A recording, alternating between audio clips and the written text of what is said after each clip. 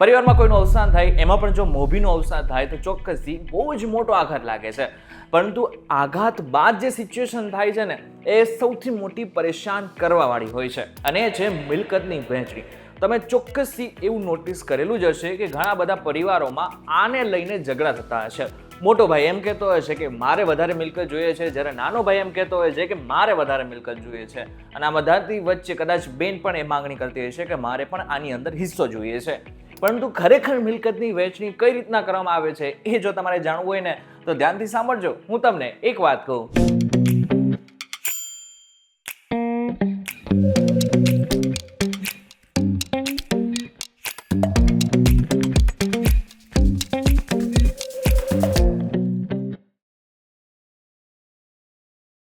એક વખત આપનું સ્વાગત છે. હું છું આપનો દોસ્ત કરણ ચરોતરા. મિલકતની વહેંચણીમાં સૌથી વધારે કોઈ ડીલે કરતું હોય ને તો એ આપણા ગુજરાતી ફેમિલીઝ છે. કારણ કે આપણે એવું જ માનતા હોઈએ છીએ કે આપણે ક્યાં કોઈની સાથે ઝઘડો કરવાનો છે, આપણે તો ભાઈઓ જ છીએ ને, આપણે ક્યારેય લડવાનું થતું જ નથી. પરંતુ જ્યારે એ મોમેન્ટ આવે, જ્યારે કોઈ લોન જોતી હોય અથવા તો મિલકત વેચવી હોય, ત્યારે સૌથી વધુ ઝઘડાઓ પણ આપણા ગુજરાતીઓ કરતા હોય છે. પરંતુ આની અંદર આપણે એ સમજી લઈએ કે આની અંદર કાયદો શું કહે છે. જો આપણે કાયદાની વાત કરીએ તો કાયદાની અંદર હિન્દુ ઉત્તર અધિકારી એક્ટ, એમાં પણ ખાસ કરીને 2005નો જે સુધારો આવ્યો એ બાદ ઘણી બધી વસ્તુ એવી છે કે જે સામાન્ય માણસને ખબર હોવી જ જોઈએ. જેમાંથી સૌથી મોટો ફેરફાર એ કરવામાં આવ્યો 2005નો આ ફેરફાર છે, જેની અંદર કહેવામાં આવેલું છે કે દીકરો હોય કે દીકરી, પિતાની જેટલી પણ સંપત્તિ હોય છે એની અંદર બધાને સમાન અધિકાર મળે છે. એટલે કે દીકરીને પણ એટલો જ અધિકાર છે જેટલો દીકરાનો છે. આ સાથે જ સુપ્રીમ કોર્ટનો એક ચુકાદો 2020માં પણ આવ્યો. વિનીતા શર્મા વિરુદ્ધ રાકેશ શર્મા કેસમાં કોર્ટે સ્પષ્ટ કર્યું કે દીકરી જન્મે ત્યારથી જ કોપાર્ટનર એટલે કે સમાન હકદાર બની જાય છે, ભલે પિતાનું મૃત્યુ 2005 પહેલા થયું હોય કે ન થયું હોય. હવે આપણે મિલકત કહીએ છીએ તો મિલકતના પણ બે પ્રકાર હોય છે જે પિતા પાસે હોય છે.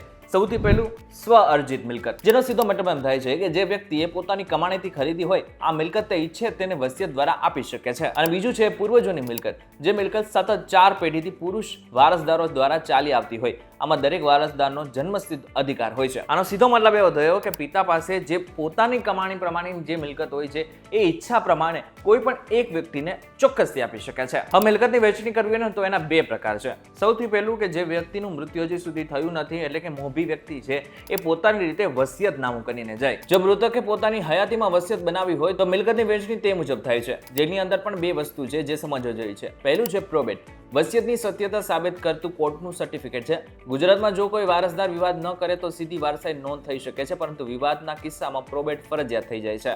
અને બીજું છે રજિસ્ટર વસિયત. જો વસિયત સબ રજિસ્ટ્રાર ઓફિસમાં નોંધાયેલી હોય તો તેને કોર્ટમાં પટકારવી મુશ્કેલ છે. હવે એવા કિસ્સાની વાત કરીએ કે જ્યાં મોભીએ કોઈ પણ પ્રકારનું વસિયતનામું કરેલું જ નથી. આવા કિસ્સામાં કાયદો નક્કી કરે છે કે કોને શું મળશે. ક્લાસ 1 અધિકારોમાં કોનું નામ આવે છે તો કે પત્ની, પુત્રો, પુત્રીઓ, મૃતકની માતા, આ ચારે પક્ષો વચ્ચે મિલકત સમાન હિસ્સે વહેંચાય છે. હવે આપણે વારસાઈ નોંધની પ્રેક્ટિકલ પ્રક્રિયા, એમાં પણ ખાસ કરીને ગુજરાતના સંદર્ભમાં શું છે એની વાત કરીશું. જેમાં સૌથી પહેલો છે મરણનો દાખલો. કોઈ પણ પ્રક્રિયા માટે આ સૌથી પાયાનો દસ્તાવેજ છે. મ્યુનિસિપલ કોર્પોરેશન કે ગ્રામ પંચાયતમાંથી મેળવવો અનિવાર્ય હોય છે. બીજો મહત્વનો દસ્તાવેજ એ છે પેઢીનામું અથવા તો જેને કહેવામાં આવે છે વારસાઈ આંબો. આ એક એવો દસ્તાવેજ છે કે જે સાબિત કરે છે કે મૃતકના કાયદેસરના વારસદારો કેટલા છે. ગુજરાતમાં તલાટી પાસે પંચ ક્લાસ કરાવીને પેઢીનામું બનાવવામાં આવે છે. આમાં તમામ વારસદારોના નામ, ઉંમર અને સરનામા હોય છે. ત્રીજો મહત્વનું, જો વાત ખેતીની જમીન હોય તો મહેસૂલી રેકોર્ડમાં નામ છે એ પણ મહત્વના સાબિત થાય છે. ઈ ધરા કેન્દ્ર કે તલાટી પાસે વારસાઈની અરજી કરવી જરૂરી હોય છે. ત્યારબાદ સરકાર 135D ની નોટિસ તમામ વારસદારોને મોકલે છે. જો 30 દિવસમાં કોઈ વારસદાર વાંધો ન ઉઠાવે તો વારસાઈની નોંધ કન્ફર્મ માનવામાં આવે છે. ચોથો અને મહત્વનું, મકાન, પ્લોટ કે પછી ફ્લેટ. જો મિલકત સિટી સર્વેમાં હોય તો ત્યાં અરજી કરીને પ્રોપર્ટી કાર્ડમાં નામ ચડાવવું પડે છે. જો ફ્લેટ હોય તો હાઉસિંગ સોસાયટીના રેકોર્ડમાં અને શેર સર્ટિફિકેટમાં નામ બદલવું જરૂરી છે. હવે એક મહત્વનો પ્રશ્ન જે ઘણા બધા લોકોને આજે પણ નથી ખબર. બેંક એકાઉન્ટની અંદર ઘણા બધા લોકો નોમિની તરીકે એક વ્યક્તિને રાખે છે તો બે વ્યક્તિને રાખે છે. પરંતુ લોકોને એવું લાગે છે કે નોમિનીને બધા જ પૈસા એમને જ મળતા હોય છે, પરંતુ આ વાત બિલકુલ ખોટી છે.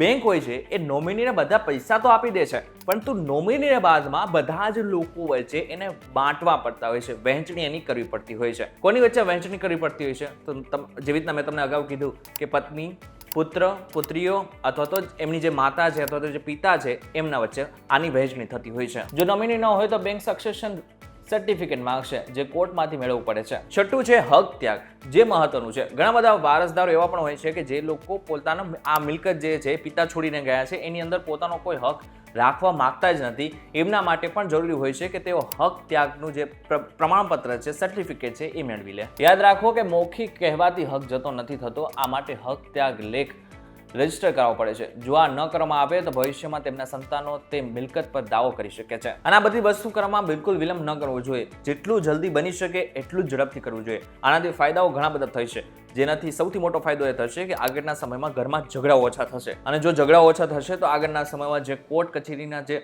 ધક્કા હતા એ ઘણા બધા લોકોને બચી જશે. અને જો વિલંબ કરવામાં આવે તો જૂના દસ્તાવેજ ખોવાઈ પણ જઈ શકે છે.